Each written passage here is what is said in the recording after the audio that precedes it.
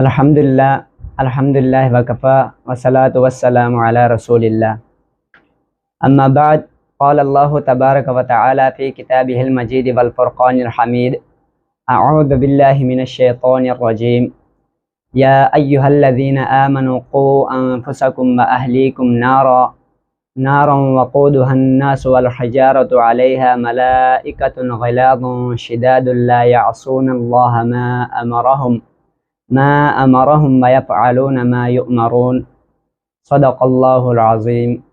سامعین گرامی قدر، صحابہ کرام کے ایک مجلس میں آقا علیہ الصلاۃ والسلام تشریف فرما ہوئے اور فرمایا کہ میں کچھ چیزیں آپ کو بتانے جا رہا ہوں کہ تم میں سے کون ان چیزوں کو اخذ کرے گا، یاد کرے گا اور دوسروں تک پہنچائے گا۔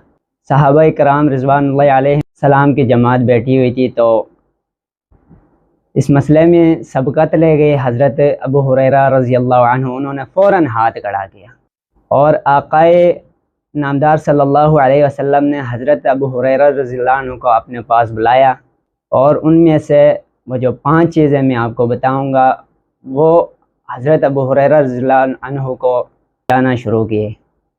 اب یہاں دیکھنے کی چیز یہ ہے اور قابل غور بات یہ ہے کہ سمجھانے والے حضرت محمد صلی اللہ علیہ وسلم ہیں اور سمجھنے والے حضرت ابو ہریرہ رضی اللہ عنہ ہیں، اور ایسی بھی کوئی بات نہیں جن چیزوں کو سمجھا رہے ہیں کہ وہ ان میں کسی طرح سے کوئی کمی کر رہے ہیں حضرت ابو ہریرہ رضی اللہ عنہ، ایسا بالکل بھی نہیں ہے۔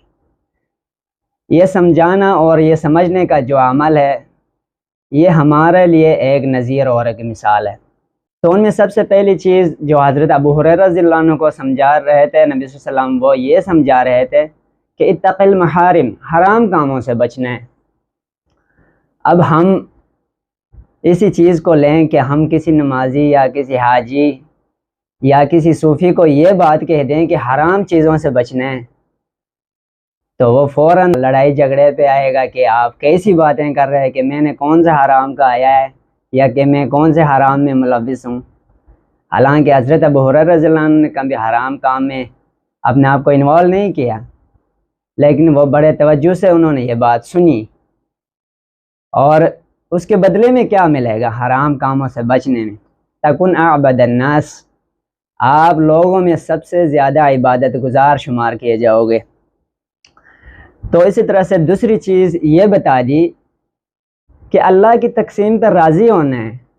اللہ نے جس چیز کو آپ کے مقدر میں لکھا ہے تو وہ آپ کو ملنا ہی ملنا ہے۔ تو اس اللہ کی تقسیم پر راضی ہونے کا مطلب یہ ہے جو چیز آپ کے حق میں ہے، جو آپ کے نصیب میں ہے، اس پہ سرخم تسلیم ہونا ہے۔ تو اس کے بدلے میں کیا ملے گا؟ تو اللہ تبارک و تعالیٰ آپ کو غنی کر دے گا۔ یہ بھی پہلے جملے سے، پہلے پوائنٹ سے ریلیٹڈ ہے۔ جب بندہ اللہ کی تقسیم پر راضی نہیں ہونا ہوتا ہے تو وہ پھر حرام کاموں میں ڈالنا شروع کر دیتا ہے، ہر چیز کو ہڑپ کرنا شروع کر دیتا ہے، تو وہ بھی مجھے مل جائے، یہ بھی مجھے مل جائے۔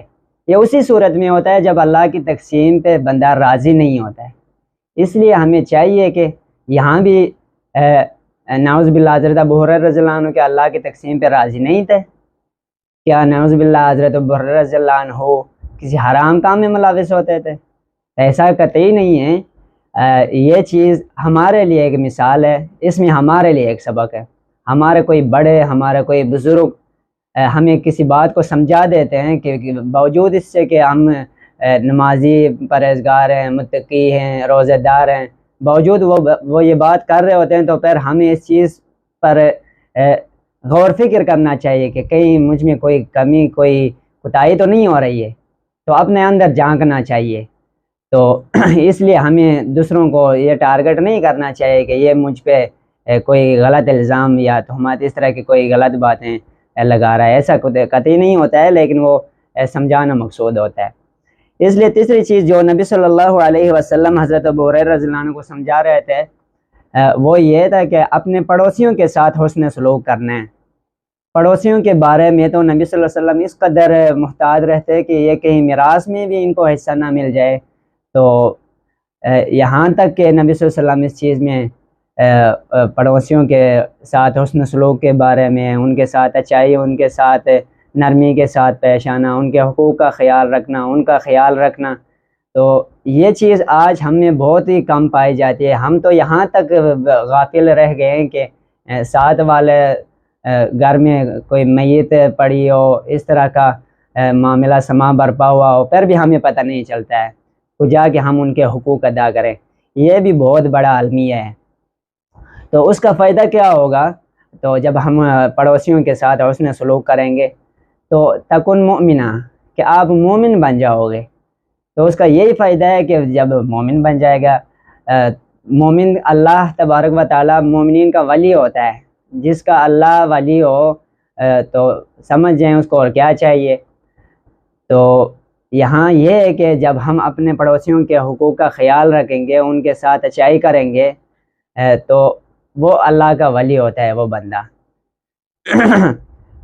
تو چوتھی بات ہے، حضرت ابو ہریرہ رضی اللہ عنہ کو یہ سمجھائی کہ آقا نامدار صلی اللہ علیہ وسلم نے کہ جو چیز آپ اپنے لیے پسند کرتے ہیں وہ اپنے بھائی کے لیے بھی پسند کرتے ہیں، چاہے وہ کھانے کی چیز ہو، پہننے کی چیز ہو، الغرض کوئی بھی چیز ہو، جو چیز آپ وہ تعلیم کی چیز ہو۔ ہم اپنے بچوں کو تو اعلیٰ تعلیم دلوانا پسند کرتے ہیں، ہم اپنے بچوں کو تو جو ہے نیک سیرت نیک صورت دیکھنا چاہتے ہیں، ہم اپنی بیٹیوں کو تو محفوظ دیکھنا چاہتے ہیں، لیکن ہم کسی دوسرے کی بہن بھائیوں پر نظر پاڑ کے گور گور کے دیکھ رہے ہوتے ہیں۔ ہم اپنے بچوں کو تو اعلیٰ تعلیم دلوانا چاہتے ہیں، لیکن دوسروں کے بچوں کے لیے ہم نے ناچ گانے کے سینٹر قائم کیے ہوئے ہیں۔ اس طرح ہر قسم کی فحاشیاں اور ریانیاں ہم پلاتے ہیں۔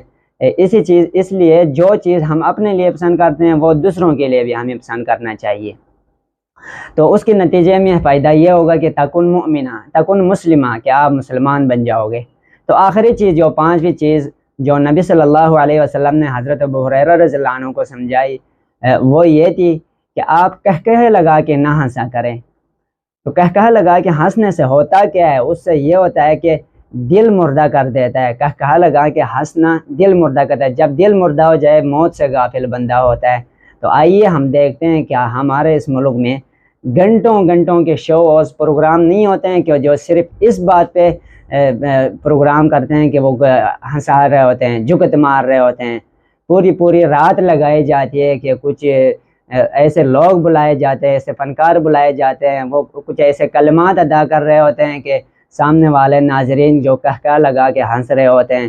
یہ سراسر اس حدیث کے خلاف نہیں ہے۔ یہ پوری رات اور گھنٹوں کے گھنٹوں کا شو صرف اس بات پہ لگایا جاتا ہے کہ کہکہا لگا کے ہنسنا ہے۔ آئیے ہم نبی صلی اللہ علیہ وسلم کی ان حدیث کا مطالعہ کرتے ہیں، ان کو سمجھنے کی کوشش کرتے ہیں، ان پر عمل کرنے کی کوشش کرتے ہیں، پھر ان کو دوسروں تک پہنچانے کی کوشش کرتے ہیں۔ اللہ تبارک و تعالیٰ سے دعا ہے اللہ تبارک و تعالیٰ ہمیں ان باتوں پر عمل کرنے کی اور ان کو دوسروں تک پہنچانے کی توفیق عطا فرمائے۔ وآخر دعوانا ان الحمدللہ۔